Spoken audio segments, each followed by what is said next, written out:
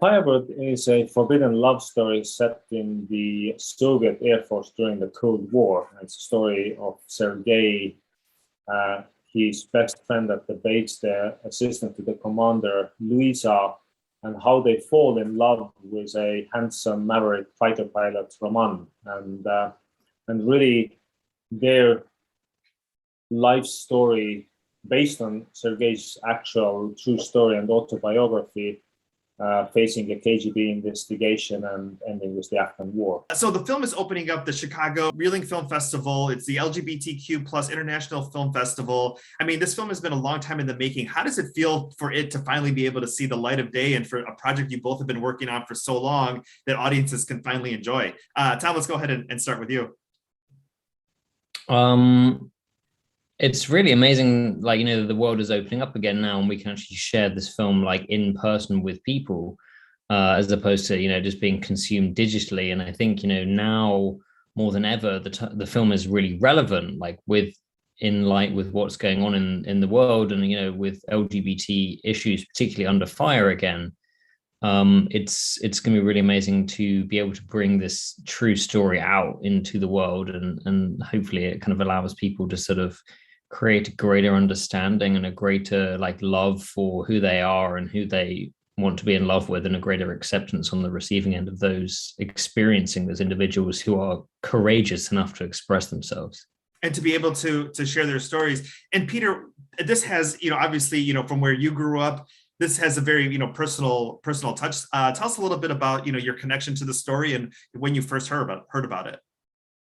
Well, I first heard about the story about 10 years ago when a friend, the founder of the Black Nights Film Festival, was approached by a Russian journalist showing around this true story. And I read it in my broken Russian language and really just felt that this has to be turned into a movie. At first, I was amazed how could this story have happened actually at the height of the Cold War in the Russian Air Force. It seemed almost unbelievable.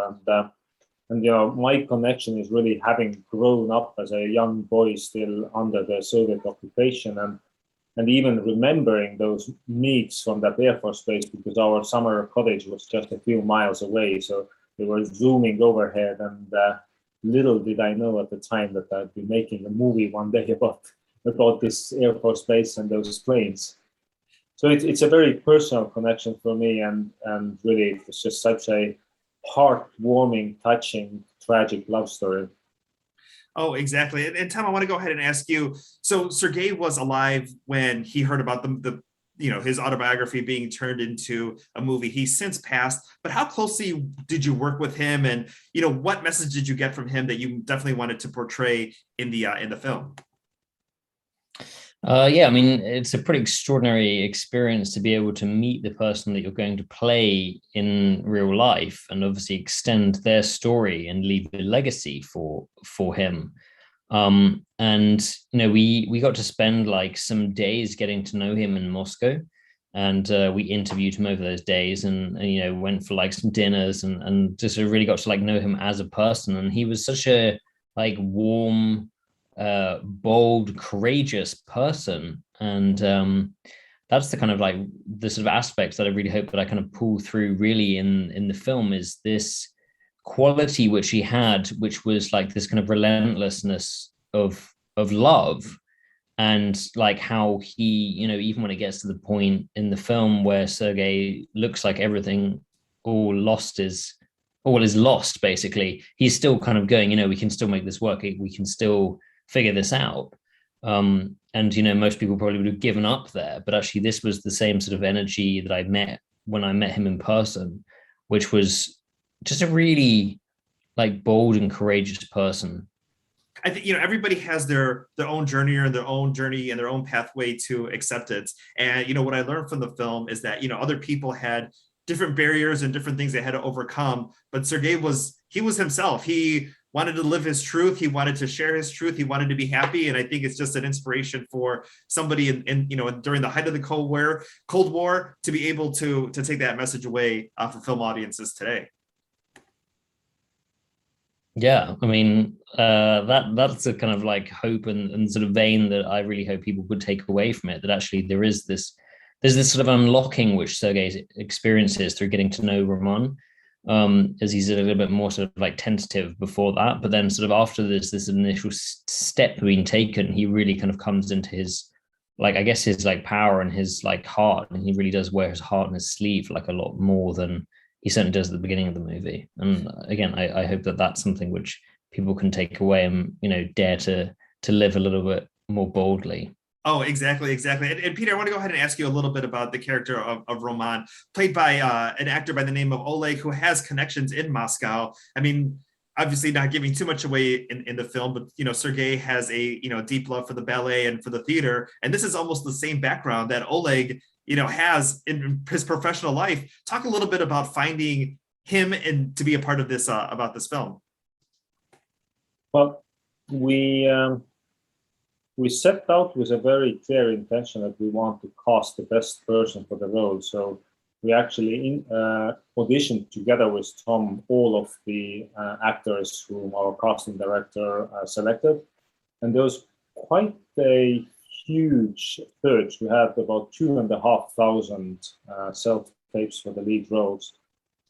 And after months of casting, we were already getting a bit worried. It was May and we started shooting in September, and we still hadn't found the person who would be like, wow, we had some amazing actors, but it's about the feeling of the person often. It's about the fit to the actual real life character. And when Oleg walked in the room, I think all of us said, or thought at least instantly, that that's him. Except that he didn't really speak English much at the time. So yeah, so that was the one little hurdle, but I mean, there's so many other ways that we can, you know, communicate. And let's talk a little bit about the connection that you had with Oleg, Tom, as far as filming the movie and, you know, wanting to portray this relationship and the struggles that each of them had and trying to make their love and their relationship work. What was it like to prepare, you know, with him for this role? Well, I think honestly speaking, like one of the significant advantages actually we had, which looked actually and was sort of displayed like a challenge, was the fact that we couldn't have this very clear flow of conversation, because obviously I didn't speak Russian, he didn't speak really English. So it actually meant that there was a lot of like ambiguity like between us for a lot of the time. And, you know, this is like really to the film's benefit, where we're talking about a time where there is no language to be able to describe the feelings in which these two guys are going through at the time. Like nowadays, there's a language in which, you know, we can all use in a rhetoric where we can sort of say what we're into and what we want. But like that just simply didn't exist at the time. And so I think it actually comes to the advantage that actually there is still like an element which we didn't get to know each other that well. Which actually serves the story to a degree, because, you know, again, something to do with the Soviet Union, and people were a little more guarded as well, like during this time, like, you know, living in a totalitarian system, it's very hard to know who to trust fully as well.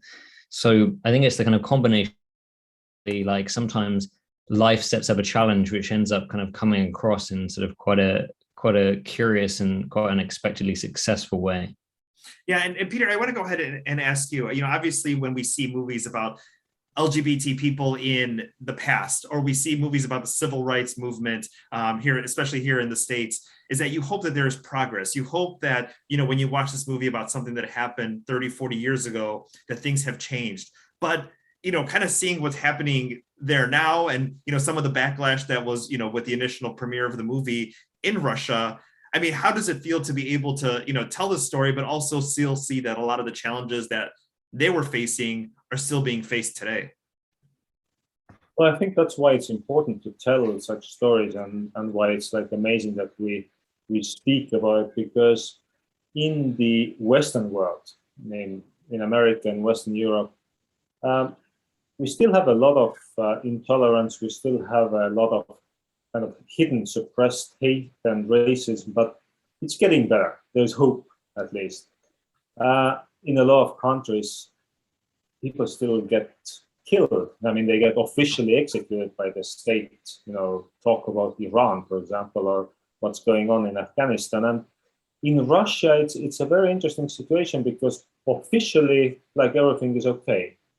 And there are even, gay bars and clubs and etc. But in real life, there is a very, very harsh discrimination of the community. I was just reading about the story of a son of two fathers who got into hospital with appendicitis, and the doctor reported them. The police came, broke down the apartment door, and took the boy away without any reason, just because, homophobia. And it's heartbreaking to see what's going on in Chechnya. Who's seen Welcome to Chechnya is an amazing documentary about the situation there. It's heartbreaking to really see how the last 8 years, 7-8 years, the country has gone really back with the introduction of the laws against homosexual propaganda, quote unquote. So it's important that we support them, and it's important that we, I think, all are aware that in most of the world, things are still in a very tough situation for our communities. Yeah, I think it definitely brings up the conversation of, things were tough back then, things are tough now, but we have to continue the struggle, continue to bring out visibility, and continue, to fight for equal rights, because that's the way things are going to be able to change in the future. And then, Tom, I wanted to go ahead and ask you, this is, to some is being described as, a gay version of Top Gun. And, there's a lot of, films where I think where people, may see it because of, of certain actors or certain storylines, but this is something that we normally don't see, especially the backdrop of the Cold War. Let people know why this is such an important film, and why they should make it part of the Reeling Film Festival. And if they can't check it out there, definitely to go check it out when the film gets its official release. I guess it combines like a number of kind of more unusual elements together. Like a forbidden love story is not necessarily set in a military war backdrop, and so I think, like, dare I say, there's a little bit of something for everyone. I mean, I've like grown up on sort of thrillers and James Bond and Jason Bourne and sort of Tintin and things like that, and like that's always been like sort of my genre, and I love. But I think that taking real examples of real relationships and real drama, and actually putting it into that context makes a really, really interesting combination, which I'd say that most people probably haven't necessarily seen before. But thank you both so much for your time today. Peter, Tom, Reeling Film Festival starting September 23rd. Firebird is the opening film. Peter's actually going to be in Chicago for the premiere. So let's, fingers crossed things stay, nice and safe here in Chicagoland, and we can enjoy that premiere here with everybody. Reelingfilmfestival.org is where you can go ahead and buy your tickets, see information on opening night and all the other films that are at the fest. And Tom and Peter, much success, with this film, and thanks for chatting with me today. Thanks for having us.